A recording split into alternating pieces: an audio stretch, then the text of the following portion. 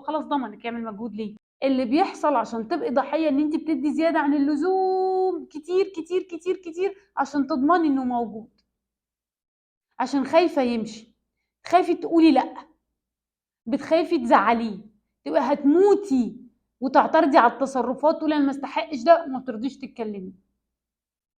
تدي اي حاجه في مقابل مجرد بس تعرفي ان هو محتاجها، يعني محتاج موبايل تجري حتى لو معكيش فلوس تجيبي موبايل، محتاج كذا تجري تحليه، محتاج عاجبه كذا تجري تعمليه. هو طول ما انت بتعملي كده هو بيعرف انك مضمونه، ما بيعرفش اي حاجه انك مضمونه ومستنياه طول الوقت ترضيه. هو ما بيعملش اي مجهود للعلاقه او يحافظ على العلاقه، هو خلاص ضمنك، يعمل مجهود ليه؟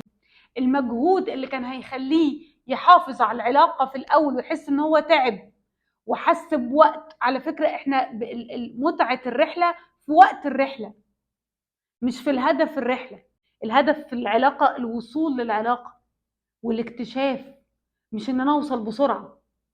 فانت خلاص هو مش محتاج يعمل مجهود، انت اصلا مش مدياله فرصه انه يعمل مجهود او يعمل حاجه. انت بتعملي، هيجيلك ليه لما انت بتروحي وتسالي.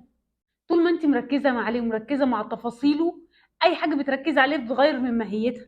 فهو حتى من كتر تركيزك على عيوبه بتزيد، من كتر تركيزك ان هو ما بيعملش بيزيد، لان انت بتقعدي تلومي وتنتقدي عشان عاوزه اكتر، وده ما بيحصلش. هو بيسوق حتى لو عمل شويه صغيرين.